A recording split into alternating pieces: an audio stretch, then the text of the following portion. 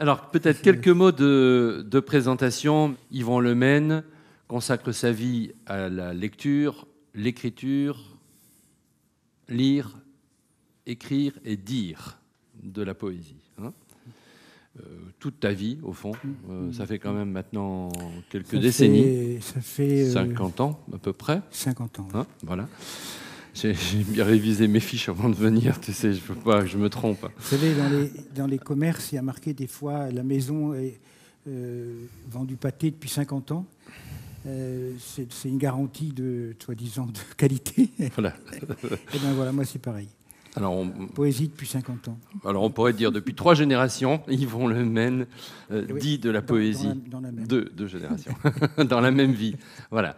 Donc une vie qui est complètement, totalement consacrée à la poésie. Je pense pouvoir dire qu'il n'y a pas une ville, un village en Bretagne où tu n'es pas allé faire entendre tes poèmes, mais aussi ceux des autres. Et puis, vous le savez, à Étonnant Voyageur, à Saint-Malo, tu programmes des poètes du monde entier, des poètes aussi que tu accueilles chez toi, à Lannion, depuis 30 ans. 30 ans. Depuis 30 ans, c'est quand même pas mal. Des poètes qui viennent rencontrer le public, qui est un public qui est là, dans une espèce de ferveur et de communion avec tes choix. C'est ça qui est vraiment frappant. Alors, nous, on se connaît depuis longtemps, mais il y a quelques années maintenant, on a fait le choix de travailler ensemble et il y a eu toute une série de livres. Il y a une grande photo de toi. Non, c'était pas il y a très longtemps. Non, ça fait 6 ans, 5 ans, oui. Voilà. Et je vais simplement passer en revue les quelques couvertures des livres que nous avons fait ensemble. En 2013, on publie un petit livre qui s'appelle « Sous le plafond des phrases », qui est un livre qui est totalement lié à un pays où tu as eu l'occasion d'aller et à une amitié. Est-ce que tu peux nous dire en 2 ou 3 phrases là, de quoi il s'agit ? Sous le plafond des phrases, ça veut dire que c'est en Haïti, après le tremblement de terre, que tout s'est écroulé, y compris les mots. Les gens imploraient... c'est un pays où la poésie et la peinture, d'ailleurs, enfin, où le monde parallèle est très important. Quand je dis monde parallèle, je trouve que c'est un monde qu'on devrait écouter plus souvent, quoi.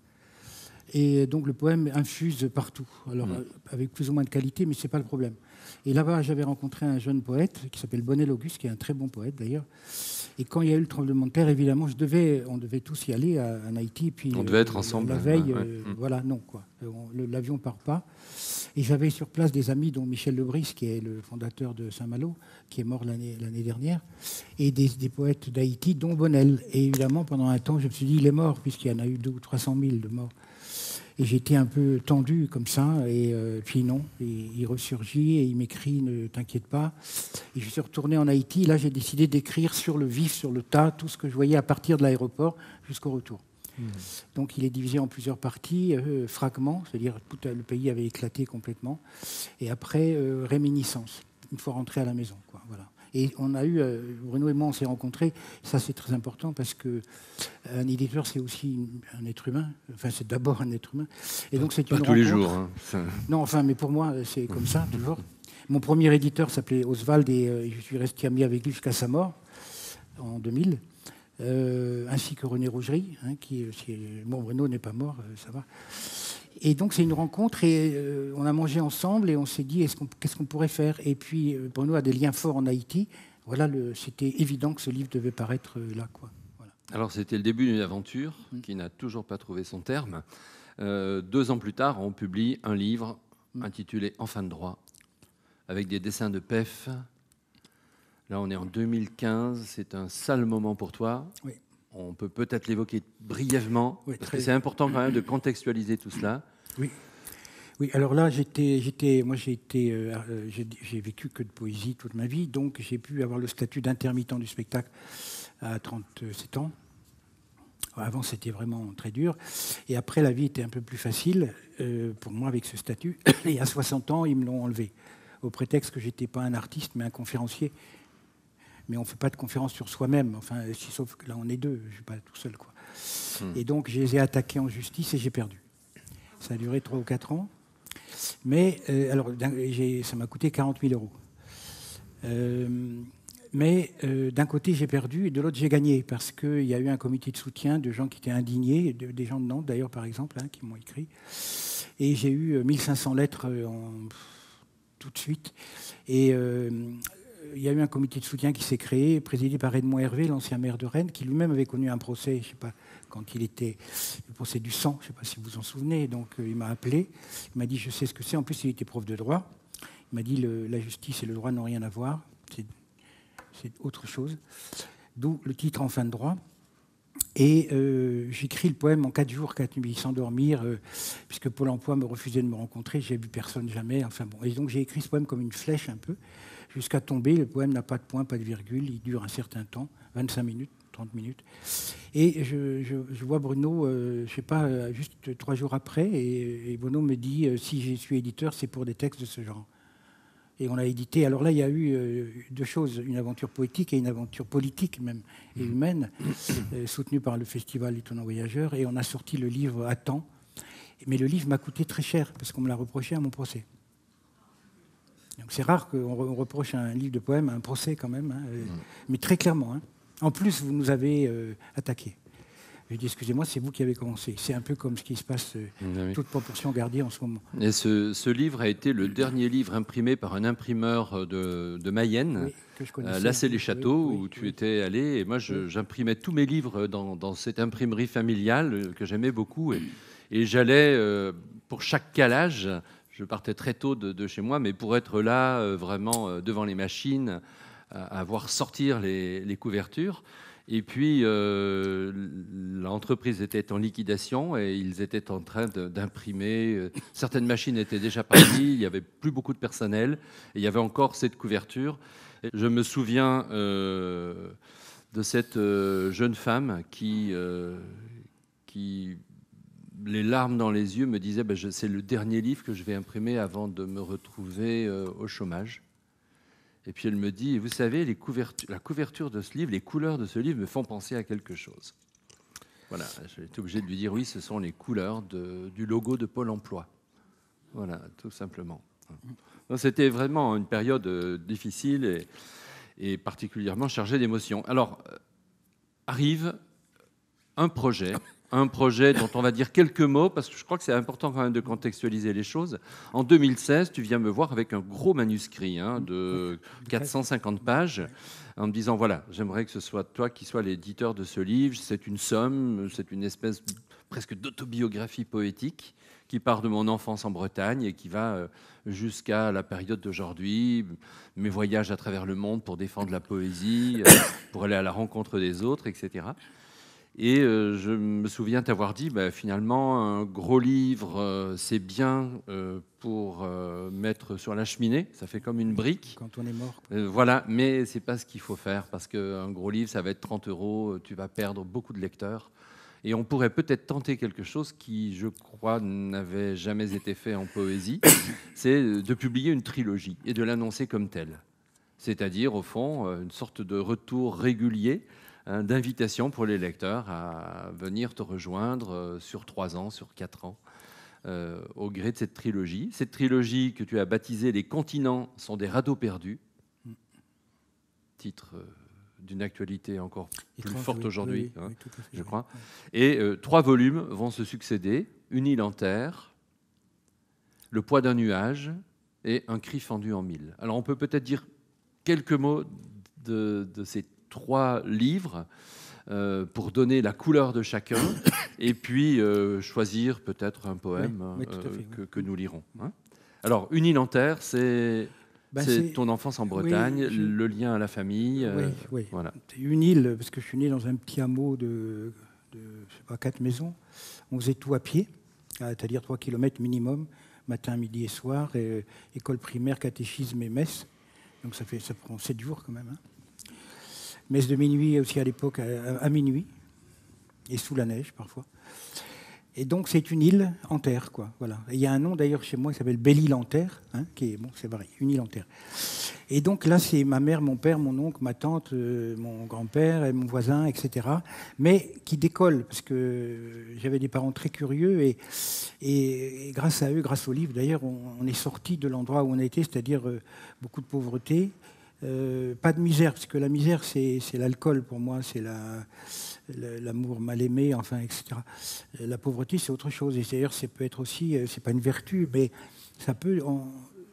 Il y a dans la pauvreté quelque chose de riche. Et là, je suis très sérieux quand je parle de ça, parce que j'ai une pratique assez longue. Parce qu'on est obligé d'imaginer, d'inventer, de trouver autre chose, quoi, pour s'enrichir au sens moral et spirituel. Et donc, il y a des poèmes sur. Et le livre démarre avec la mort de ma mère, mais qui est morte dans mes bras, ce qui est un immense privilège. Et donc j'étais là, entre les deux mondes, quoi. Et puis il finit par une sortie par la fenêtre dans des paysages qui me font penser aux pays du Nord. C'était les côtes du Nord à l'époque d'ailleurs. Voilà, les grands lacs bleus, les cygnes blancs, etc. Voilà. Et c'est la vertu et qui parle du livre, quoi. Et donc tout le monde passe en revue ma famille, mes voisins, quoi. Voilà. Je propose ce texte. Oui. Tu veux bien? L'armoire. Oui. Alors, j'ai pas ma voix, hein. Je tousse beaucoup en ce moment, mais on va faire ce qu'on peut. L'armoire, parce que ma mère était couturière. Et donc, il y avait une armoire en bois, vous savez, on ouvrait et il y avait une glace, grande comme une femme, puisque ses clientes étaient des femmes. Et quand elle achevait la robe, la femme tournait comme ça devant la glace. Et moi, j'étais petit, je voyais des jolies femmes qui tournaient devant la glace. Je peux vous dire que ça joue dans la vie plus tard. Et mon père, il est mort très jeune, hein, mais il était encore là, et comme il était un grand malade, il était à la maison. Et les femmes, les clientes demandaient toujours « Et vous, monsieur Le Maine, qu'est-ce que vous en pensez ?» Toujours. Et mon père, il était assez démagogue, il disait « C'est bien. » Voilà, et le mot « robe » m'a toujours plu. Dérobé, enrobé, etc., j'aime beaucoup. Et donc, il y avait cette armoire, et elle est chez moi maintenant. C'était l'armoire, d'ailleurs, l'armoire. Hein, voilà. Ce sont ces mains qui l'ont lavé, repassé, plié, ces mains qui l'ont déposé sur la pile dans l'armoire, ces mains qui ont refermé les portes de l'armoire et que l'on a refermées sur elles-mêmes et sur nous. Ces mains grattaient à la porte des robes, des chemises et du linge de maison, même quand le linge et la maison avaient disparu de ses mains. Ses mains glissaient à vide sur le drap où son corps tournait à vide dans les draps. Ces mains que j'ai prises dans mes mains, le jour où ses yeux se sont ouverts une dernière fois, au jour qui se ferma à 5 heures de l'après-midi, ce jour-là. Ce sont les mains de ma mère qui ont lavé, repassé, plié, hier, le mouchoir que je déplie aujourd'hui avec mes mains. Merci Yvon. On va suivre l'année suivante, en 2017, le 2e volume de la trilogie Les continents sont des radeaux perdus, Le poids d'un nuage. Et là, cette fois, c'est un livre dans lequel, au fond, l'ouverture au monde se fait non pas seulement par le paysage maritime ou terrestre, comme dans Une île en terre, mais par la littérature, par la peinture, beaucoup. Hein. C'est comme si vraiment cette conscience d'être au monde passait chez le jeune homme que tu as été par la découverte des textes, des tableaux, qui sont comme ces portes de toile que l'on va pousser pour arriver ailleurs, finalement. Mais c'est sûr, parce que quand je parle des livres on avait à la maison, ma mère nous avait acheté, peut-être que vous avez aussi vu ça, tout l'univers, vous savez, l'encyclopédie. Hein. C'était une belle arnaque magnifique, en fait. Hein. C'était nos parents qui payaient et nous qui en profitions. Mais ce que j'ai adoré, je les ai toujours, tout l'univers. Donc il fallait lire le numéro 1 pour après le numéro 7 pour savoir si Ben-Hur avait été sauvé à la fin. Sauf que c'était les mots et les images. Les chocolats poulains, quoi, vous voyez. Hein, donc voilà. Et on regardait pendant des heures une image. Aujourd'hui, c'est exactement l'inverse, quoi. Des milliers d'images ne nous regardent même pas une seconde. Et donc, en puisant dans cette image, j'ai vu tout de suite le lien entre les deux. Il y a une discussion. Chez moi, il y a beaucoup de discussions entre les images et les mots, quoi. même si on est dans le monde des images, mais des images qui ralentissent. Et donc, tout de suite, j'ai su, tout de suite, petit, très petit, j'ai appris à lire, paraît-il, assez tôt. Mes parents lisaient beaucoup, on empruntait des livres, puisqu'on n'en avait pas, que le livre était le livre, enfin, la curiosité, quoi, plutôt que la culture, je préfère ce mot-là, la curiosité du monde, allait nous sauver. Et c'est vrai, parce que tant qu'on est curieux, on est vivant quand même. Bon. Et donc, à travers les livres, et dans ce livre, dans Le poids d'un nuage, c'est le paysage d'abord. Je parle d'ici, là, de Guérande et de... comment ça s'appelle enfin, toute la presqu'île, quoi. Voilà, jusqu'au Mont-Saint-Michel. J'ai parcouru toute la Bretagne à pied, mais sur plusieurs mois et années. Et puis, de temps en temps, on retourne à la maison, on lit, et on revient, et on regarde le paysage différemment avec les lectures qu'on a faites, quoi, dans le livre. Donc, il y a des poèmes de paysages, datés précisément, les lieux et tout. Donc la Brière, c'est ça aussi beaucoup. J'ai beaucoup allé me promener en Brière. Et puis je rentre chez moi où j'ai beaucoup de livres de peinture. J'ai beaucoup de peintures aussi, et qui me renettoient les yeux pour regarder à nouveau le paysage, mais autrement, quoi. Voilà. Et le livre démarre en Brière et finit avec un regard sur la Normandie et sur la Loire, qui est autre chose, quoi, voilà, par rapport à la Bretagne, je dirais. Alors peut-être un court poème pour illustrer ton propos. Je prends Vermeer, La jeune fille à la perle, un tableau que tout le monde connaît.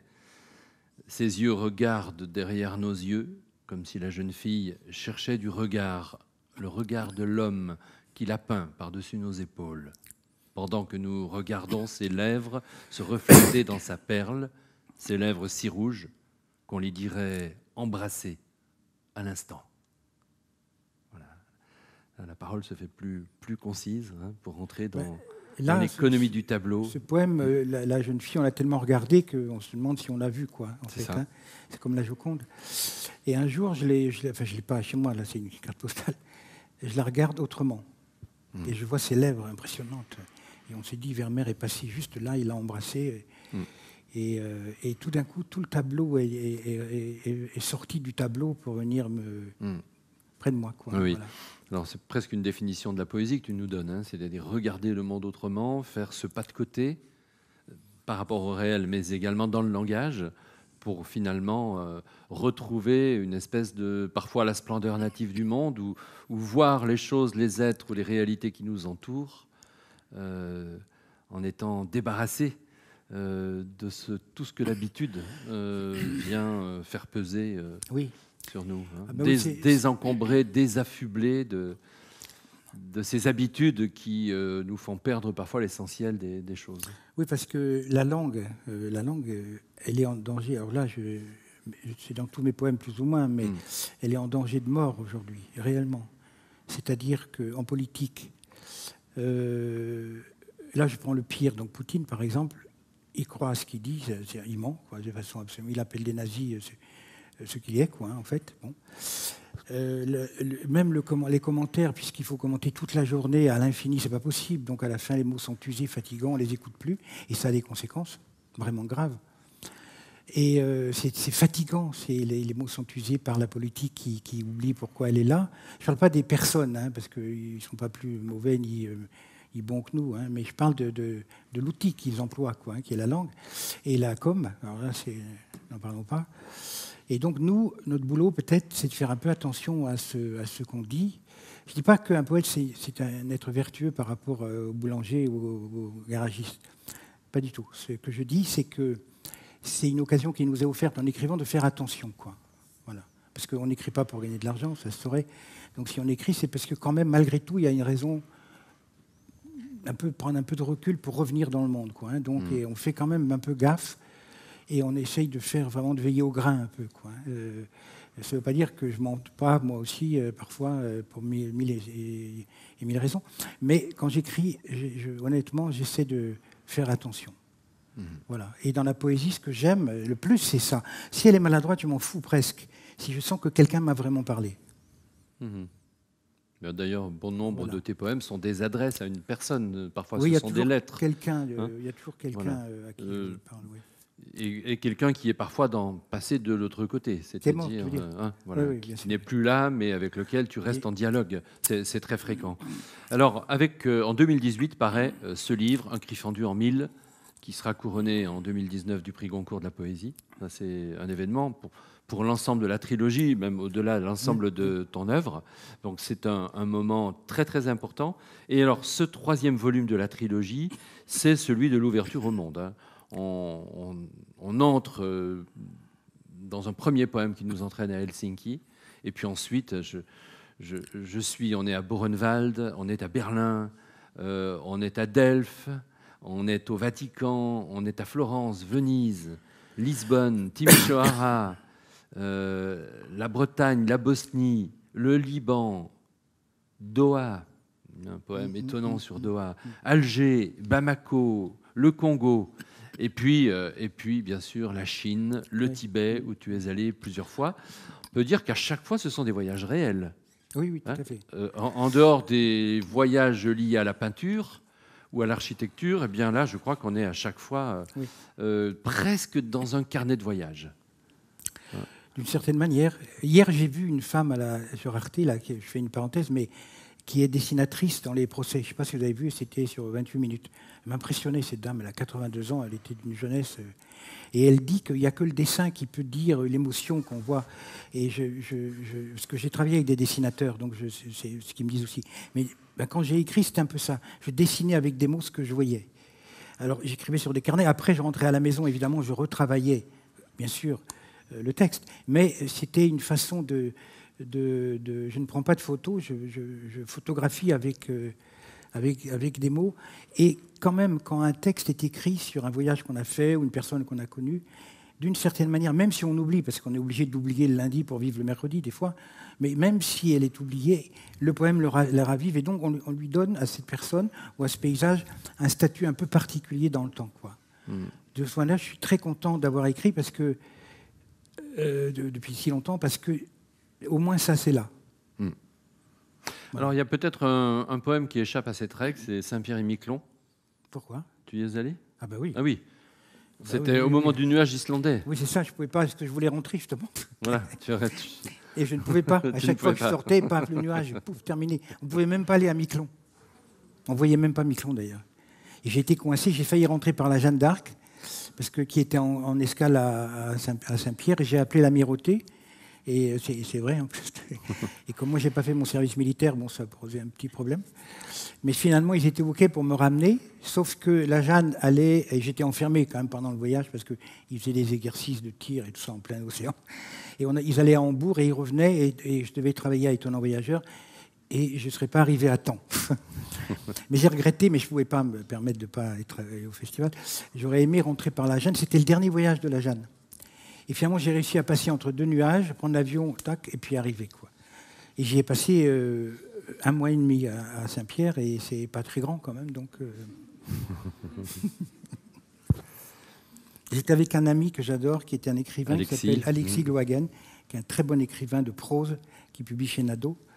Et lui, quand je suis arrivé, j'avais quand même traversé le monde quasiment pour aller chez lui, et son repas, c'était des nouilles, pas des pâtes, hein, des nouilles, collé avec un jambon phosphaté.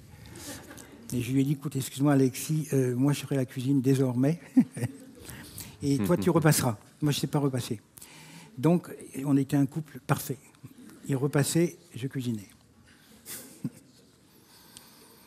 Et lui il vivait là depuis 20 ans, donc il connaissait, quoi.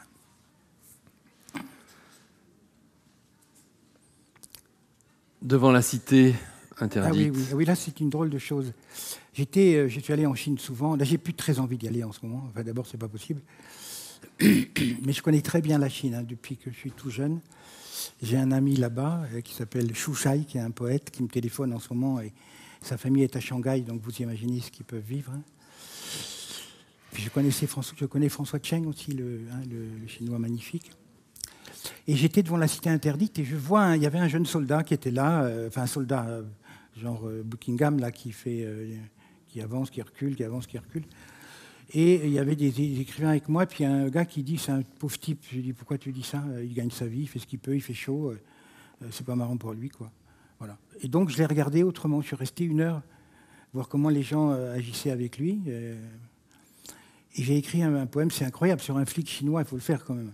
Franchement, comme sujet, eh ben, si on peut écrire sur un flic chinois, c'est qu'on peut écrire sur beaucoup de choses. Donc il était là, voilà, tout. Oui, non, enfin, là, justement, il ne bouge pas. Là, parce que, en fait, il faisait ça et ça, puis il restait après immobile, mais dès 1 heure, et à nouveau, il traversait la place qui est immense. Hein.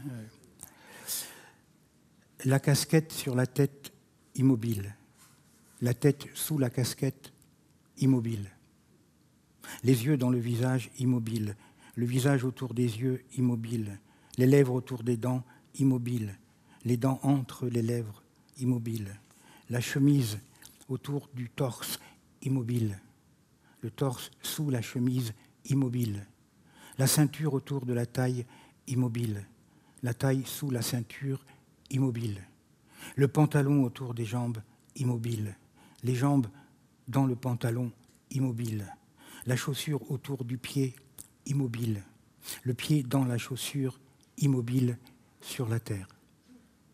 La terre sous les chaussures du policier tourne. La foule autour du policier bouge. Mes pensées qui pensent au policier tournent comme la terre, bougent comme la foule. Mais que font les pensées qui tournent et bougent dans la tête du policier, 8 heures par jour, 5 jours par semaine, et ainsi de suite, comme seules tournent les aiguilles de sa montre sur son poignet, qui ne bouge pas le long de son pantalon, autour de ses jambes immobiles sur la terre. Bravo.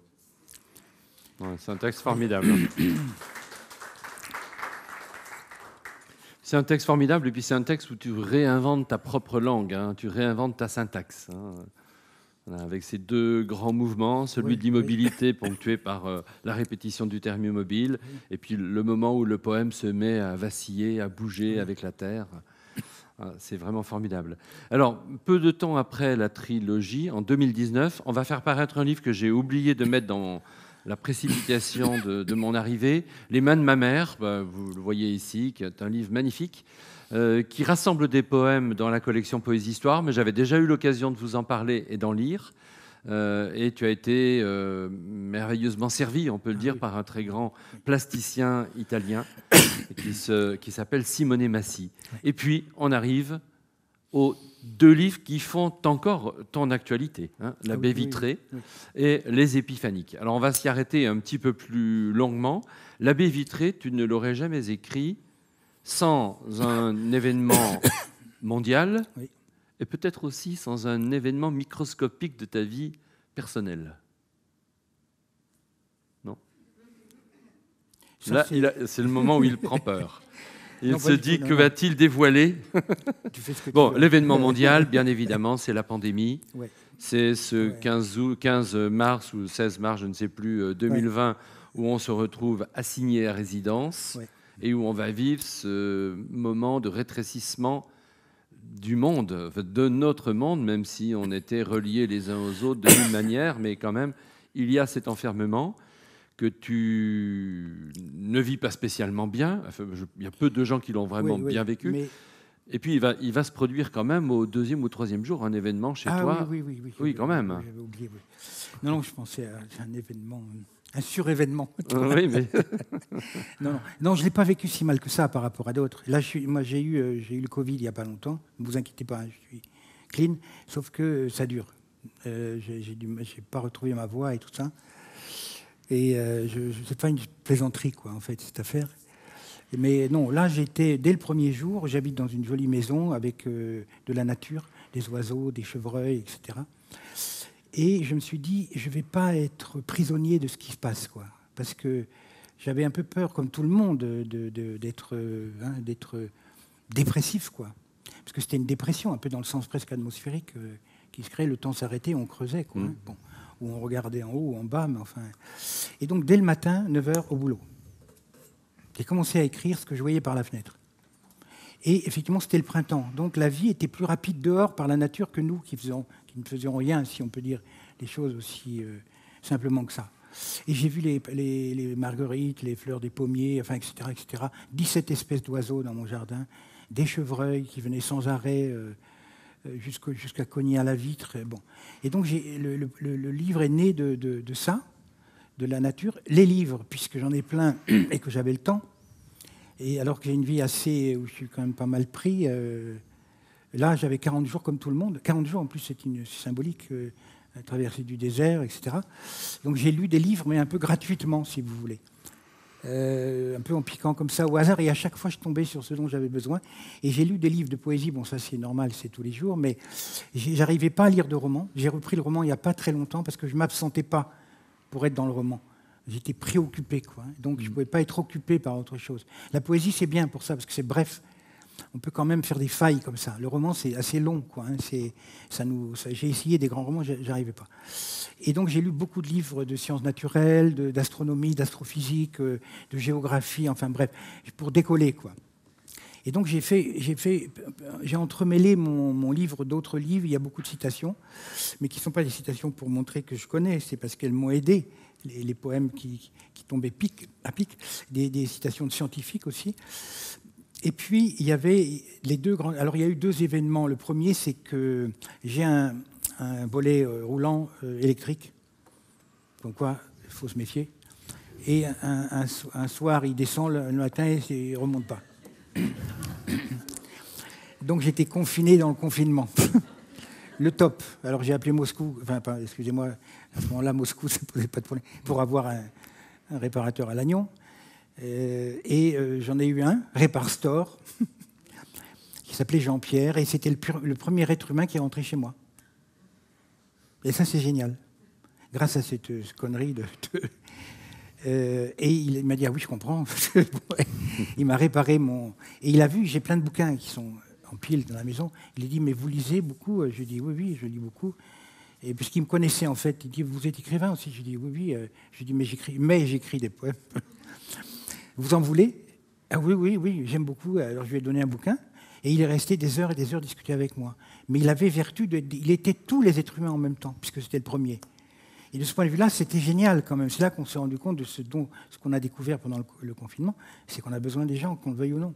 On oublie assez vite, et puis en plus, la vie a recommencé de façon extrêmement brutale dans le monde aujourd'hui. Il n'empêche. Et donc, ça a été une bénédiction, finalement, que ce volet qui se casse la gueule et qui ne remonte pas. Deuxième accident, événement, mineur quand même, mais je me casse la gueule un matin, je n'avais pas bien dormi en sortant de ma chambre. Je tombe dans l'escalier et je pète mon téléphone. Parce que je suis greffé à mon téléphone, vous voyez, parce que les gens que j'aime sont souvent loin de moi, donc c'est mon troisième bras. Et pouf, je téléphonais, dès le matin, je n'avais pas pris mon café, et boum, je me casse la gueule, téléphone éclaté. Coupé du monde. Alors j'appelle Moscou encore pour avoir un réparateur à Lannion, que j'ai, mais je suis resté 2 jours sans. Et c'est là qu'on se rend compte qu'on est quand même un peu... On a une liberté relative, hein, franchement. Et donc ça a donné aussi un poème qui s'appelle « Allô la Terre, passez-moi l'an prochain, s'il vous plaît ». Voilà. Et il y a eu... Bon, ça c'est pour les choses, mais les petites anecdotes, c'est intéressant, hein, parce que ça fait voir le monde dans son entier, bizarrement. Hein. Et troisième chose, alors ça c'est beaucoup plus sérieux et terrible, ce qui m'a bouleversé, choqué et pour longtemps, c'est le traitement de la mort et des enterrements. Il y a 3 poèmes là-dessus. Alors, bien sûr, il y a cette évocation du deuil. On retrouve cela de toute façon dans tous tes livres, mais dans celui-là, un peu moins que dans d'autres. Oui, c'est plus le deuil des... Parce que finalement, oui, tu es relié aux mauvaises nouvelles du monde, tu es à l'écoute des mauvaises nouvelles du monde, mais en même temps, il y a cette espèce d'antidote du quotidien que sont les oiseaux, les animaux, les plantes, l'éveil de la nature, et cette baie vitrée qui va finir par quand même ne plus être obturée, eh bien, sera le lieu de tous les ravissements, parce que tu prends le temps de regarder la nature qui se transforme. Il y a un poème qui est très beau sur les 2 pommiers. On pourrait peut-être le lire. Ces 2 pommiers qui ont été plantés en même temps, mais qui n'évoluent pas du tout de la même manière. Et ça faisait des années et des années que tu vivais à côté d'eux sans les avoir véritablement vus. 25 ans. Et là, d'un seul coup, tu découvres ces 2 pommiers. Je te laisse le soin de le lire. D'accord.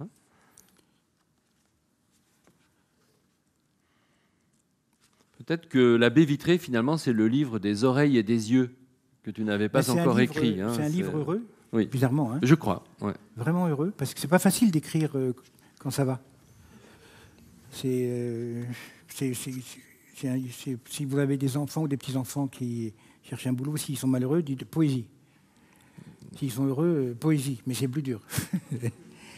Parce que l'événement dans le bonheur, c'est un mot un peu dans la joie, disons, il faut aller le chercher encore plus loin dans le fond, parce que dans le malheur, et la poésie est une des raisons, une des consolations. Le roman parlerait du mal, disons, et le poème du malheur, qui est la conséquence du mal. Il faut faire attention avec ça. Enfin, surtout, par exemple, devant des jeunes gens. Oui. Si on était, par exemple, ici devant des premières années en littérature, je dirais non, surtout. Ah mais là, il n'y a pas beaucoup de jeunes gens. Évitons de leur dire ça. Parce que ils sont déjà pétris par cette idée du poète maudit, toute cette imagerie de la poésie héritée du 19e siècle, comme s'il fallait être désespéré, alcoolique et toxicomane pour être poète. C'est pas ça que je dis, puisque je ne suis ni l'un ni l'autre, voilà. Ni toxico, ni quoi tu as dit, alcoolique. Oui. Mais quand même, enfin, je veux dire, on aime les chansons tristes, c'est pas par hasard quand même qu'on les aime. Mais encore une fois, il n'y a pas d'étudiants de première année ici, donc je le dis, c'est un message que je passe pour le Tamir. Mais non, je suis sérieux là sur le bonheur et la joie. Réellement, c'est pas facile à écrire sur. Là, hier, je regardais chez moi, parce que j'ai pas le temps d'écrire en ce moment du tout. Je suis tout le temps sur la route. Je regardais un pissenlit à côté donc une marguerite à côté d'un pissenlit. Il faisait couple. Et le pissenlit était un peu plus. Voilà. Et je me suis dit, je suis resté, je me suis assis, c'est dans ma prairie. Et je suis resté là, j'ai dit, je reviendrai. Et je prendrai le temps qu'il faut pour vous raconter. Vous voyez comment naissent les livres. Je sens bien que Yvan est en train de me dire en 2023, il y aura peut-être la complainte du pissenlit raconter des histoires à faire paraître dans ta maison d'édition. Raconter des histoires convaincre des gens, en ce moment avec tous les drames qui sont racontés, que moi j'ai une histoire à raconter d'un pissenlit qui couvre un peu trop une marguerite, évidemment, il faut y aller, quoi. Alors, c'est deux pommiers. Donc voilà. D'abord, une petite citation. Dans son coin, un camélia sent la présence d'un prunier. Poète japonais qui s'appelle Hayashiraba Raisel. Dans mon jardin, il y a 2 pommiers. Côte à côte, branches à fleurs, feuilles à fleurs. Tous les 2 furent plantés ensemble le même jour, à la même heure. Tous les 2 venaient de la même prairie, avaient été élevés par le même jardinier, avaient reçu les mêmes soins. Tous les 2 avaient la même taille, la même santé. Mais tous les 2 ne furent pas plantés au même endroit. L'un bordait le bois, l'autre le talus, tout en se touchant tous les 2, en se mêlant même. L'un supportait l'ombre des grands arbres, l'autre profitait de la liberté du ciel.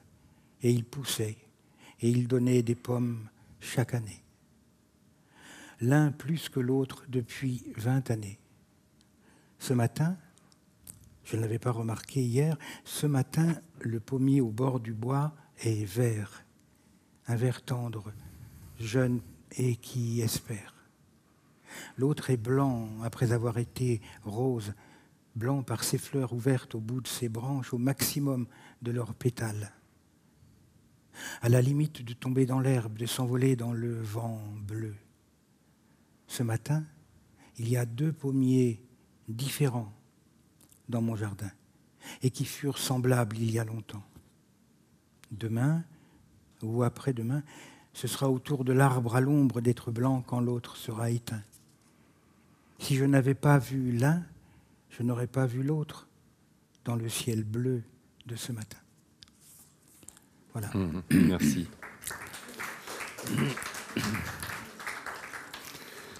Et depuis, ce qu'il y a de marrant, depuis que j'ai écrit ce livre, mon jardin, je ne le regarde pas pareil. Quand je sors, je dis, tiens, tu sais que j'étais dans un livre ? C'est vrai. Et je dis aux 2 arbres qui d'ailleurs sont cette année, c'est les pommes. Je suis un peu inquiet. D'ailleurs, nous sommes dans la période de la reddition des comptes des droits d'auteur et je me propose de te faire livrer du terreau. Et quand Bruno, alors parce qu'on ne s'est pas vu pendant longtemps, là, on se voit pas beaucoup, pas assez à mon avis, parce qu'on est tous les deux en train de cavaler dans tous les coins, mais parce que c'est sérieux là ce que je vais vous dire, parce que le rapport entre un éditeur et un écrivain, c'est une discussion permanente. C'est très important, parce que Bruno est un excellent, comment on dirait, lecteur et un excellent... il améliore le poème. Quand on discute, évidemment, il ne va pas... S'il n'aime pas un poème vraiment, je lui dis, ben, laisse-le moi, je le reprends. Je t'ai pas demandé de remplacer les pommiers par des poiriers, par exemple. Par exemple, oui. Mais c'est toujours un petit détail, mais qui éclaircit le poème, quoi. Souvent en enlevant quelque chose. Hein. Et moi, je tiens toujours compte de ce qu'il dit. C'est un travail de couture, de dentelle, et qui est toujours juste. Mais c'est sur des trucs vraiment... Et je me dis, tiens, on a éclairci, comme vous savez, avec une faucille, on éclaircit pour voir les fleurs qui sont cachées, quoi. Voilà. Et donc là, on se téléphonait, parce qu'il y avait quand même le téléphone, heureusement, et je lui disais, bah, tiens, je suis en train c'est un livre qui est en train de frapper à ma porte, en fait, dans le fond, hein, et qui m'a aidé à vivre ce confinement, parce que je suis très content de l'avoir écrit, parce que je n'aurais pas pu l'écrire au 2e, ni au 3e, parce qu'ils n'étaient pas les mêmes. Oui, oui. Alors, c'est posé beaucoup la question de la réception du livre par vous, lecteurs et lectrices. Parce que le travail de l'éditeur n'est pas sur la rive, il n'est pas installé sur la rive de l'auteur. On peut être amis dans la vie, mais je ne suis pas sur la rive où vit Yvan Lemaine. Et je ne suis pas non plus sur la rive de l'autre côté du fleuve où se trouve le lecteur. Et je me trouve exactement plutôt à mi-chemin des deux, dans le relatif inconfort du courant de la rivière qui vous sépare. Et donc, j'imagine le passage tout le temps. C'est comme ça que je travaille. J'imagine un passage à gué, une passerelle, un pont, pour que le poème puisse passer d'une rive à l'autre. Et j'accorde autant d'importance au lecteur, anonyme, multiple et encore invisible, qu'à l'auteur qui peut être mon ami dans la vie. Donc je suis dans cette position-là, vraiment intermédiaire, de passeur au fond. Et donc la question que je me posais, et que je posais aussi à mon équipe, à Ariane, que certains ont eu l'occasion de rencontrer, Muriel, etc., les gens qui travaillent avec moi, c'était comment est-ce qu'on va faire après le confinement pour replonger les lecteurs, les lectrices dans le confinement, que tout le monde aura envie de fuir ou d'oublier. Donc ça, c'était une énorme question qui nous a qui a alimenté pas mal de discussions. Et on a passé beaucoup de temps à modifier le mode de l'éditeur, le communiqué de presse qu'on avait préparé au moins 6 mois avant la parution du livre. Puis il y a eu le 2e, puis le 3e confinement, etc. Et les événements qui passaient, qui modifiaient nos perceptions de ce que nous avions vécu 6 mois ou 1 an plus tôt, et modifiaient aussi la manière dont on préparait la sortie du livre et cet arrimage que l'on fait auprès du lecteur. Voilà. Donc ça, c'est quelque chose qui nous a beaucoup occupé et préoccupé. Et dans le même temps, toi, tu ressortais de chez toi entre le premier et le 2e confinement, puis après au cours de l'automne, et tu as effectué des rencontres dont on va parler maintenant parce qu'elles nous conduisent à ce livre, Les Épiphaniques, qui est paru au mois de février, très exactement 1 an, jour pour jour, après la baie vitrée, oui. Et qui, d'une certaine manière, est aussi une forme de prolongement du livre précédent. Ce sont des rencontres qui sont à l'origine de ce livre, et il faut peut-être commencer par là, par ces rencontres que tu vas effectuer.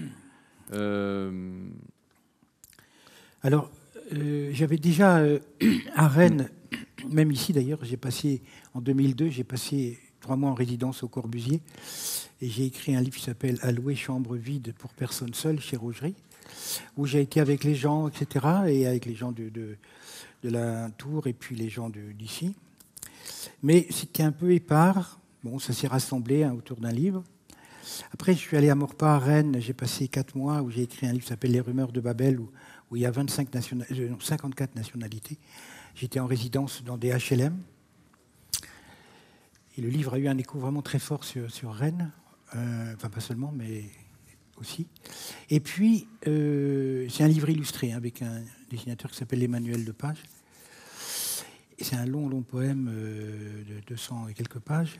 Et Les Épiphaniques, alors là, c'est un projet, c'est un metteur en scène italien qui est venu me voir, qui travaille qu'avec des comédiens non professionnels, et qui est venu me voir suite au boulot que j'avais fait à Maurepas pour me demander si je ne voulais pas retourner à Rennes, passer plusieurs mois et rencontrer des gens.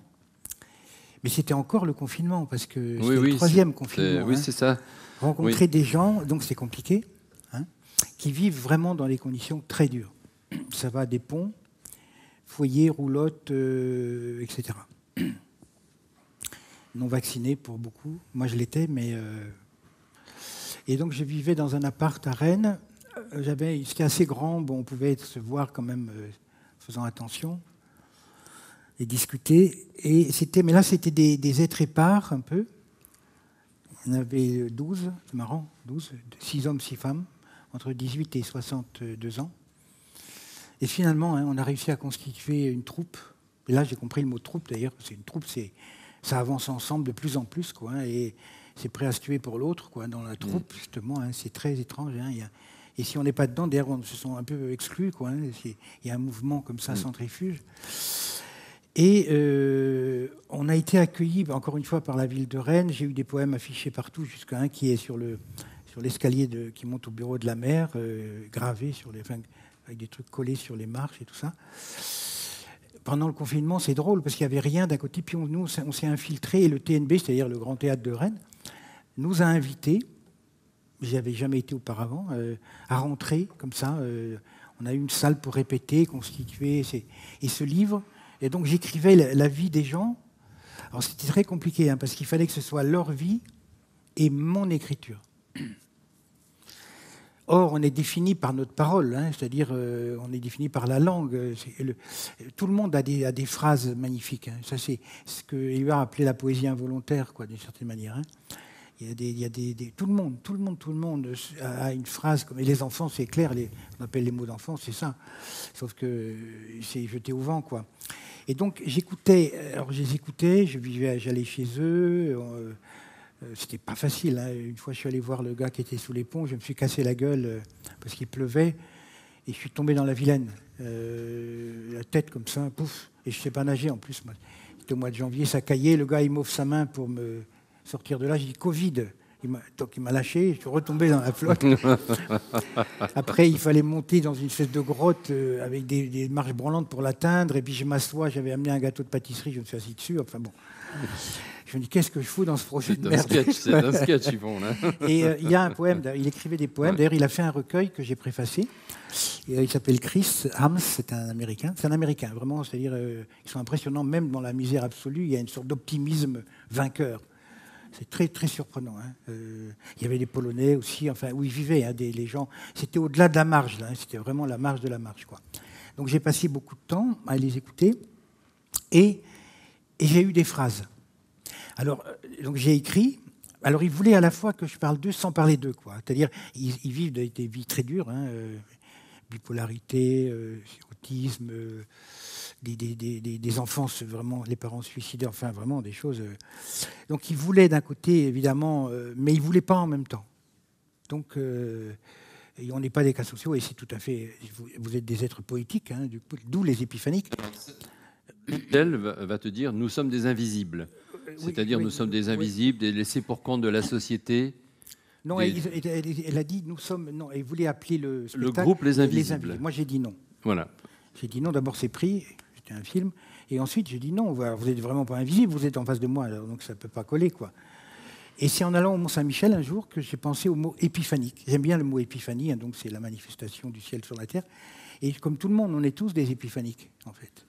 Et alors, au début, ouais, c'est un truc de catho, bon, révolte. J'ai eu une révolte contre moi un dimanche après-midi. Comme si j'étais un patron, le patron du CAC 40, en train de leur dire, ouais, toi t'es peinard, pas nous, et tout, bon. Alors c'est là que j'aurais dit, écoutez, je suis peinard en ce moment, mais ça n'a pas toujours été le cas. Donc, et après, d'accord, maintenant, ils ne regrettent pas qu'ils s'appellent les épiphaniques. Et donc, j'ai écouté, et donc j'ai trouvé un équilibre entre ma langue et leur vie. On a discuté, mais alors, chaque mot, hein, une négociation. L'accord de Grenelle, incroyable. Chaque mot, chaque mot. Par exemple, il y a un garçon, il a appris le suicide de sa mère au lycée. Et souvent, c'est comme ça. Mais tu sais bien que ta mère s'est suicidée. Bon, il ne savait pas.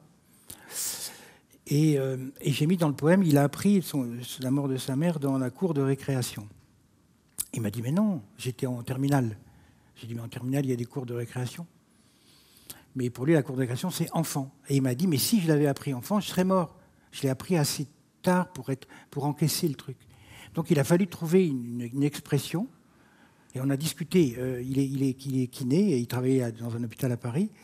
Il travaille de temps en temps. Et on a trouvé la cour de mes 17 ans. Les 17 ans, c'est le poème de Rimbaud aussi, hein, etc.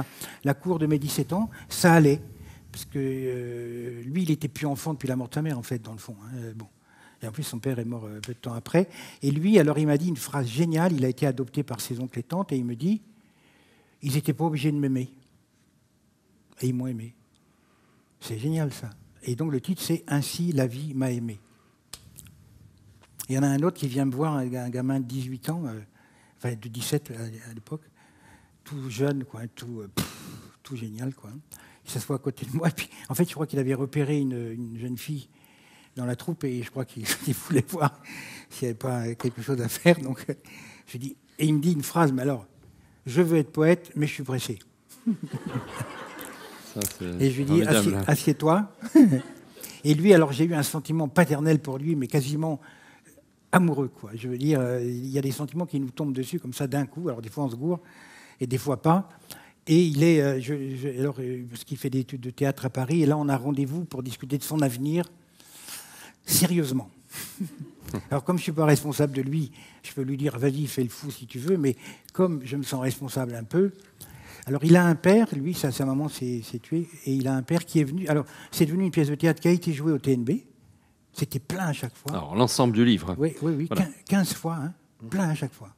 Tout le monde est venu, les chefs de Rennes, et en même temps les gens qui ont eu... Oui, et les épiphaniques constituent les comédiens. Ils sont les comédiens du spectacle. Donc ils sont présents au théâtre, ils sont présents dans un livre. Oui, dans un livre, c'est génial. C'est quand même extraordinaire. Quand je l'ai réoffert, le livre, je t'avais envoyé une photo de Marc. Beaucoup l'ont offert à leurs parents adoptifs ou à leur... voilà, avant de l'offrir à eux-mêmes. On peut peut-être en entendre un. On peut le lire à deux voix, si tu veux. Lequel ? Peut-être. Je veux être poète, mais je suis pressé. Ah, si tu veux, oui. Hein ? Tu fais quoi, le vieux ou le jeune ? Je fais le jeune. Je veux être poète, mais je suis pressé. Je suis déjà plus vieux que Rimbaud quand il a commencé. Rimbaud, toujours lui, devant, derrière, en haut, en bas. Il y en a marre de Rimbaud, dit celui qui veut être poète et qui est pressé de l'être. Mais par qui ? Pourquoi est-il pressé ? Il me fait penser à moi quand j'étais celui qui n'osait pas dire « je veux être poète » et je suis pressé. Mais pressé par qui ? Par quoi ? Par sa vie brève mais étoilée, sa vie dure mais héroïque ? C'est impossible, me disait-on. Alors j'y vais, je répondais. À défaut de traverser la banquise, le désert, je traversais la page blanche et glacée de mon premier poème. À elle, mon premier et seul poème, à elle. Il faisait froid dans le grenier où j'écrivais mes épopées à Spartacus et à Janine. Je veux être poète et je suis pressé de l'être. Assieds-toi et parle-moi de tes pourquoi ceci, pourquoi cela, qui se reflètent dans tes yeux quand ils regardent au loin, si près de moi, et que, ainsi que je regardais au loin, si près de lui. Tu crois que c'est possible ? Tu crois que mon père comprendra mon choix ? Ma mère est morte, je suis orphelin depuis l'âge de 8 ans, et avec les mots, on peut faire des miracles, jusqu'à plonger dans ses rêves et les faire remonter à la surface. Avec les mots, on peut faire des choses comme un magicien. Oui, je le sais. Depuis la mort de ma mère, quand j'étais enfant, quand mon père me parlait d'elle, alors qu'elle n'était plus, quand une voisine me disait « ta mère, je l'ai connue », elle était belle, belle comme une actrice. Sans les mots, ma mère ne serait plus jamais celle que j'aimais, tu le sais bien, toi qui as perdu ton père. Toi qui es orphelin comme moi, l'enfant d'Orphée, l'enfant du premier poète. Oui. Depuis l'âge de 12 ans, oui, nous sommes les enfants d'Orphée. Nous nous reconnaissons aux premiers mots, aux premiers pas de travers sur les routes. Nous avons besoin de mère, de père, tel que j'en ai trouvé, comme tu en trouveras. Tu crois que l'on peut vivre en poésie, de poésie? En poésie, oui. Il suffit d'y travailler. De poésie, c'est une autre histoire. Je voulais être poète et moi aussi j'étais pressé de rencontrer d'autres poètes de mon âge comme toi, mais aussi plus âgés, beaucoup plus âgés comme je le suis aujourd'hui. Et si on se disait, ainsi que disent les enfants, c'est possible pour toi, car ce le fut pour moi. Il suffit de croire en ceux qui étaient sur la route avant toi et t'attendent. Je te raconte, la première fois que je le vis, ce fut en le lisant, un vers seulement. Le bruit court qu'on peut être heureux. Le bruit court qu'on peut être heureux. Et je traverserai la France en me tenant au verbe de son vers. Et je courais vers lui, je courais en 2 chevaux sur les routes de son poème, comme si son poème, tel le vent, me poussait dans le dos jusqu'à lui, comme si le poème était la vie, la vie.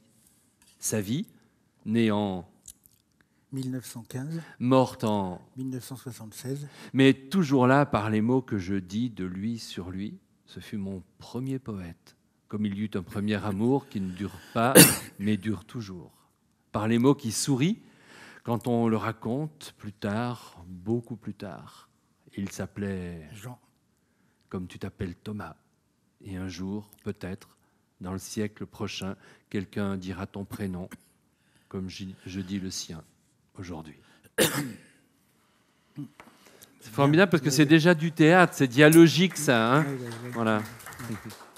Et c'est drôle parce qu'il est né en 2003 ou 4 ou 5, je ne sais plus. Et peut-être que si la vie ne se passe pas trop mal, il mourra en 2102. Moi, je serais déjà... je ne sais pas où d'ailleurs, effectivement, je me pose la question. J'investis. Et Jean est né en 15. Et Jean a connu des gens qui sont nés en 1850. Donc dans le même poème, 1850-2102.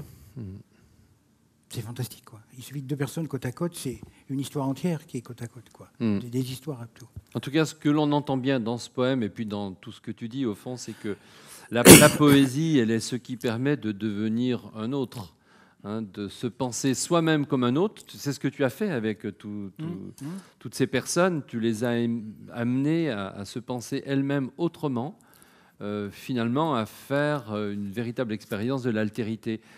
Et en repensant à Rimbaud, on pourrait dire finalement la phrase tellement dissertée de Rimbaud, « je est un autre », elle veut peut-être dire cela, justement. Hein. La poésie, c'est ce qui permet de faire cette expérience de l'altérité, de devenir celui ou celle que l'on n'est pas encore. Claude Roy, tu sais que j'aimais beaucoup Claude Roy. Claude Roy disait se conserver dans son être, ça, ce sont vraiment des ambitions de réfrigérateur. C'est formidable, hein, des ambitions de réfrigérateur. C'est pas pour nous les poètes, voilà, parce que nous sommes dans une porosité totale de la relation à l'autre, peut-être avec plus d'empathie ou voilà. En tout cas, la frontière entre soi et l'autre est poreuse. De même que la frontière entre la vie et la mort est poreuse. On retrouve ça dans tous tes poèmes, Yvon. Oui. C'est parce que j'ai quand même écrit, parce que je pense que, enfin là c'est assez bête à dire, mais dans le fond les vérités profondes sont assez simples. Quand mon père est mort, devant le trou qu'on a creusé, j'avais 12 ans et je me souviens très bien, parce que moi j'étais croyant, mais croyant comme un enfant. Et en même temps détruit comme un enfant. Donc avec ma mère qui était détruite aussi, et on était 4. Et j'ai fait un arc-en-ciel entre le trou et le ciel, quoi. Vous voyez, j'ai jeté un arc pour tenir, quoi, me retenir par... Et on est retenu par quoi quand on a un chagrin terrible? Par les mots. Hein, parce qu'on nous dit, on nous dit par les corps aussi, mais les corps qui expriment même le silence. Le silence, ce sont des mots à venir d'une certaine manière. J'ai commencé à écrire à cause de ça, et j'étais un peu au centre de mes poèmes quand j'étais jeune. Mon premier bouquin s'appelle Vie, je l'ai publié à 20 ans. Et en vieillissant, ou en grandissant, ça dépend des jours, on s'améliore. quand même, c'est un peu le projet. Et on fait rentrer les autres en nous, parce qu'on est assez costaud aussi pour le faire. Hein. Parce que si on est détruit, on a du mal à voir les autres détruits, parce qu'on est trop impressionné. Sauf si on est un égoïste. Mais l'égoïsme a une impasse, parce qu'il nous ramène au frigidaire, justement. Hein. Donc, et donc, c'est pas, quand je dis c'est pas une vertu de ce point de vue-là morale, c'est simplement presque une obligation. Que c'est l'autre. D'ailleurs, souvent les gens qui vont pas bien. Moi, j'ai une sœur qui est assez fragile. Jamais quand il y a des catastrophes. Elle est incroyable. Un incendie, elle sauve tout le monde. Elle a du mal à se sauver elle, mais elle sauve tout le monde, quoi. Elle n'est bien que dans les autres, dans le fond, parce que c'est elle qui, c'est son, voilà. Donc elle est expansive, un peu comme l'univers, si vous voulez. Et donc moi, ça, c'est la poésie qui m'a offert ça, puisque c'est un dialogue permanent. Parce qu'en plus, moi, j'ai besoin de la scène, parce que tout simplement, d'être là comme je suis avec vous, parce que on est tellement seul quand on écrit. Ça, on ne peut pas être à 15 au milieu d'un bazar. Donc on est seul. Donc après, il y a une circulation nécessaire, quoi, comme les estuaires, plein vide, quoi. Hein, voilà. Et l'empathie, c'est tout simplement l'imagination. On se met à la place d'eux. Et du coup, on n'est plus à notre place. On n'est plus enfermé dans notre place aussi.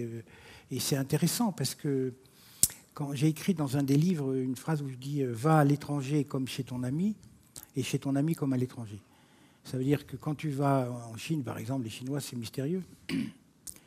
C'est ce qu'on dit en tous les cas des Chinois. Et on dit même qu'on ne sait jamais ce qui va nous arriver. Alors je vais vous dire ce qui m'est arrivé. Je suis allé 6 fois, il ne m'est rien arrivé. Il m'est arrivé que du bon d'ailleurs. Et donc j'y vais en confiance, parce que si je vais loin en me méfiant, ce n'est pas la peine de sortir. Mais mon amour est mystérieux. On dit mon amour d'ailleurs pour se dire c'est à moi, quoi. Mais en fait, c'est l'autre absolu, celui qu'on aime. Ou l'ami. L'amitié, c'est aussi de l'amour différent. Et donc l'autre est nos parents sont mystérieux. Et les parents et leurs enfants sont mystérieux. Enfin, et on a comme chemin l'amour pour y aller, mais ça reste. Moi, quand ma mère est morte dans mes yeux, ce qui est, encore une fois, je vous dis, c'est un privilège inouï. Parce qu'elle avait 82 ans, donc c'est pas quand même injuste. Et je l'ai vue, et ce que j'ai fait, c'est, un quart d'heure avant qu'elle ne meure, je sentais que ça venait, j'étais dans le couloir de l'hosto, et j'attendais quelque chose, comme un accouchement un peu. C'est quand même drôle, j'attendais pas la fin, j'attendais un événement. Evenit, il arrive par bonheur, en latin, accidit, il arrive par malheur. Evenit, un événement. Et je lui avais jamais dit que je l'aimais, elle non plus d'ailleurs. Je vous dis ça en passant, comme ça, profitez-en pour... c'est quand même aux parents de commencer, je trouve. Donc, je me suis dit, mais t'es un vrai con, tu lui as pas dit que tu l'aimais et tu racontes des poèmes, tous tes poèmes, ça vaut rien du tout si tu lui dis pas que tu l'aimes avant qu'elle ne meure. Je retourne devant, elle avait des yeux noirs, comme ça, mais elle ne pouvait plus parler, donc elle ne m'aurait pas dit, je t'ai rien demandé. Enfin, bon. Et je la regarde et je lui dis, maman, on t'aime. Je n'ai pas dit je, quand même, parce qu'on est 4. J'étais le syndicat, quoi, le délégué syndical des enfants. On t'aime. Alors elle a un peu, je peux vous dire qu'elle a été étonnée. Elle m'a regardé, je pourrais écrire 10 romans sur qu'est-ce qu'elle a vu, je ne sais pas. Et elle ne pouvait pas parler, alors et j'étais du côté comme ça du lit, et ma grande sœur est arrivée après, elle était de ce côté-là. Et j'étais seul avec elle quand je lui ai dit ça, et 10 minutes après, ma grande sœur me dit « Maman est en train de mourir. » Maman est en train de mourir. C'est drôle comme phrase, hein. J'ai tourné autour du lit à toute vitesse pour arriver pile là, du côté de ses yeux, et je les ai vus. Alors, c'est comme une vieille bagnole qui arrête sans essence. C'est un peu vraiment terminé. Et quelque chose a quitté son visage qui est de l'ombre, qui s'est éteint, comme on dit. C'est marrant, on dit ça, mais c'est assez juste. Et s'est dispersé dans la vitre qui était pas loin de la table de nuit. Je l'ai vu. Alors, qu'est-ce que c'est? J'en sais rien. Et après, je suis sorti. Les infirmiers ont dit c'est fini. Et je suis sorti boire une bière à 9 degrés. Et ça m'a fait un bien fou. Et je suis retourné dans la vie, quoi, si vous voulez. Mais j'ai vu ce moment-là, et de toute ma vie, j'ai été rassuré par ce que j'ai vu. Voilà. Alors évidemment, ce n'est pas un accident de voiture, ce n'est pas un suicide, ce n'est pas non plus mourir à 40 ans. Hein, elle n'avait pas peur. Je le sais, elle a bossé 25 ans dans les hôpitaux, donc elle savait ce que c'était. Voilà. Et j'ai pas osé lui lire le poème, hein, parce que j'ai écrit un petit poème avant qu'elle ne s'en aille, mais j'ai pas osé lui dire. Bon, faut pas exagérer, quoi, hein, quand même. C'est l'histoire du rivage là, devant la mer. Là. Voilà, alors peut-être on va terminer sur un autre je t'aime. Ah, c'est pas le même.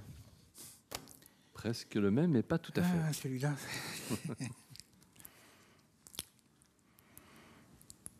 Ouais.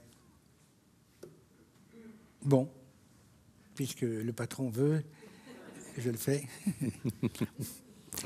Alors, appeler un poème « Je t'aime », disons, après 40 ans, c'est... faut voir, quoi.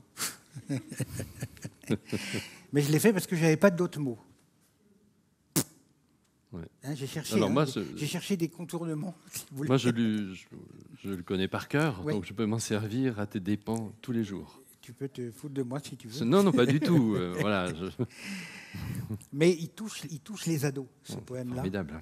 C'est marrant. Enfin, c'est marrant, ça me fait plaisir parce que les ados, c'est la cohabitation hein, entre l'enfant et l'adulte. Quoi. Donc, des fois, ils sont très enfants, des fois, ils sont presque des vieillards. Donc, voilà. Je t'aime. Voilà, c'est dit. Mais qu'ai-je dit en te disant je t'aime? J'ai dit je, j'ai dit tu, j'ai dit aime. Mais le chemin entre les deux, l'ai-je parcouru avec toi? Je t'aime, mais qu'ai-je fait de ce verbe trop grand pour moi? Comme des habits de fête qui ne sortent pas le dimanche, des chants qui raclent au fond de la gorge, des pas qui trébuchent aux frontières de la danse. Je t'aime et je suis là, le verbe ballant au bout des bras, ne sachant plus que faire de mes mains, ni où les mener. Voilà.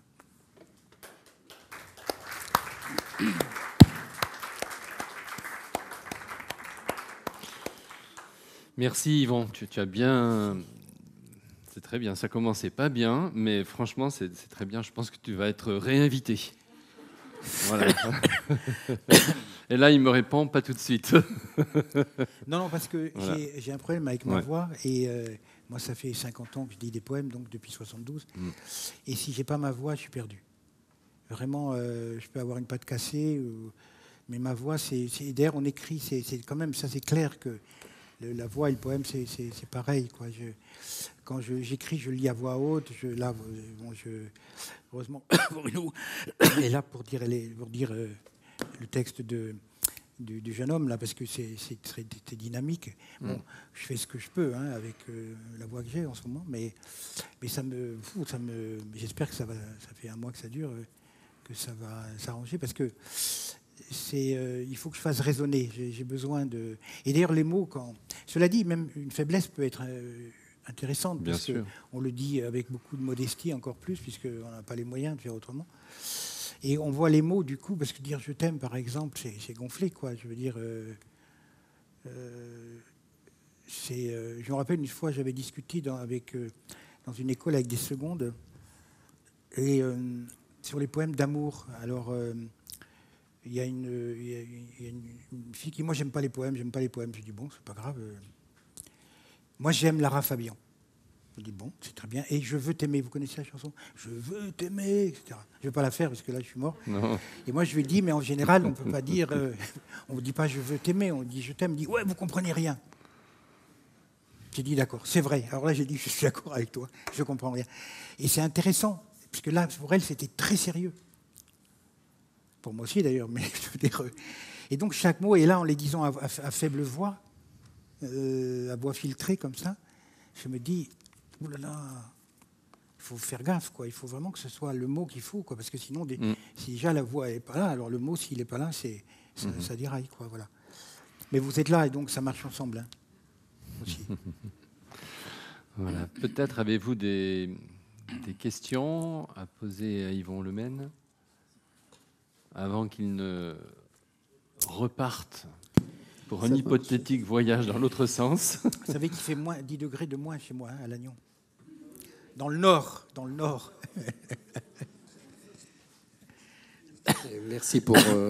Merci pour cette conférence. À Saint-Malo, en 2017, j'avais été frappé par la manière de dire le texte en fin de droit. Ah oui. Et c'était comme quelqu'un qui était derrière ou devant l'hygiaphone et qui parlait à une femme. Je voulais vous demander, madame, ce qu'est un artiste. Vous qui le savez, moi qui le suis, en toute franchise intérieure, contre vos mots à double sens, avec les miens à contresens, mes pauvres mots, mes mots de pauvres, qui remontent à la surface sous vos menaces. Ben, le poète, c'est celui qui dit l'essentiel du monde qui l'entoure.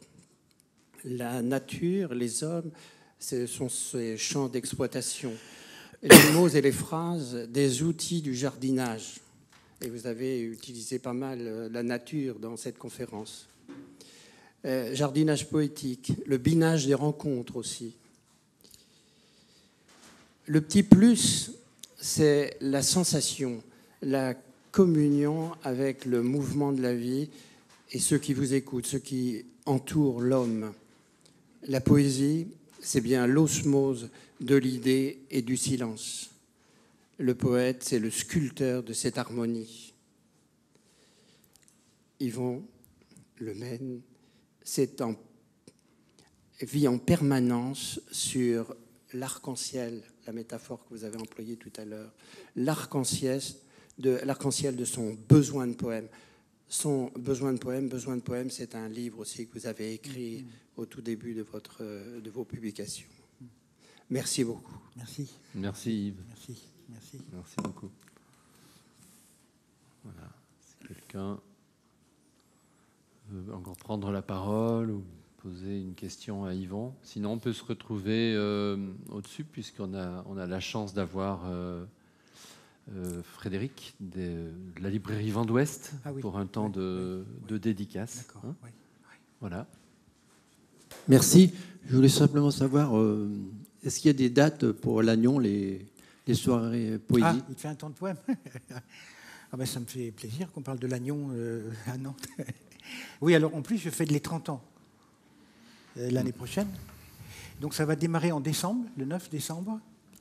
Et ça finira en avril-mai l'année prochaine. Mais quand même, on n'a pas tout encore, parce que je suis en train d'imaginer le programme, quoi. Mais ça fera 30 ans, oui. 30 ans de poésie dans une ville où j'ai invité vraiment des gens de partout, y compris de Lannion. Mais cette année, il n'y a rien, là. Il y a rien. Si, il y a encore une date. Mais alors, on a fait... J'ai invité Jeanne Benhammer, par exemple, au mois de janvier. Fabienne Swatli, mais qui était malade, qui n'a pas pu venir, en avril. Et là, j'ai fait une rencontre en juin, le 16 juin, dans un bistrot qui s'appelle Les Valseuses, avec des slammeurs. Parce que, en fait, je connais pas mal de slammeurs, c'est des jeunes, hein, plutôt. Mais je leur dis, ils sont hantés par la rime, c'est vraiment leur obsession, presque. Et sauf que le gars que je connais, qui est un type tout à fait bien, hein, mais certains ne lisent pas beaucoup. Tout passe par... Alors, c'est aussi pour des raisons, des fois, parce que j'en ai parlé avec Soleiman Diamanka, qui est un slammer peul, mais lui, ça vient de la tradition orale. Donc, quand il lit un livre, il écoute beaucoup de livres-disques, mais quand il lit un livre, il est épuisé, physiquement. C'est drôle, hein. Moi, je passe mon temps à lire. Lui, c'est pas du tout un jugement que j'ai. Du coup, quand il m'a dit ça, je dis, lui, il fait autrement, quoi, disons. Hein. Et donc, j'ai proposé à ce slammer-là de faire une rencontre autour de la poésie, le grand siècle de la rime, le 19e. Lui, il dirait, parce qu'il est plus jeune que moi, il dirait Rimbaud et Verlaine, et moi, Hugo... Non, lui, il dirait Rimbaud et Baudelaire, et moi, Hugo et Verlaine. Mais aussi La mort du loup de Vigny, enfin, des grands textes en rime, mais qui sont... Moi, j'aime beaucoup ça, mais là, il faut être en forme. Parce que la rime, Hugo, c'est du costaud, hein, c'est du... C'est plat, fromage, dessert et Bourgogne, hein, voilà. Donc, c'est en juin. Et après, on redémarre en décembre, quoi. Et après... Je ne sais pas. Merci. Enfin, c'est gentil de me rappeler ça parce que ça a duré 30 ans, cette affaire. On a démarré avec la guerre en Yougoslavie, vous vous rendez compte? Et on est avec la guerre en Ukraine, quoi. C'est en 92. Voilà. Et il fait un temps de poème, c'est pas de moi, c'est de mon premier maître, dont on parle dans le poème, qui s'appelait Jean Malrieux, donc, qui est né en 1915, et qui a écrit dans un vers « Il fait un temps de poème ». Et quand j'ai lu ça, je me suis dit, c'est une belle proposition pour dire ce que c'est que le poème. C'est atmosphérique, quoi. Et quand je prends le train à la gare de Lannion, des fois, il y a l'employé qui me dit « Oh, je ne fais pas un temps de poème aujourd'hui ». En général, c'est quand il fait froid, hein, pas quand il fait chaud. Voilà. Voilà. Eh bien, écoutez, merci à vous. Et on peut se retrouver pour un temps de dédicace. Merci. Merci.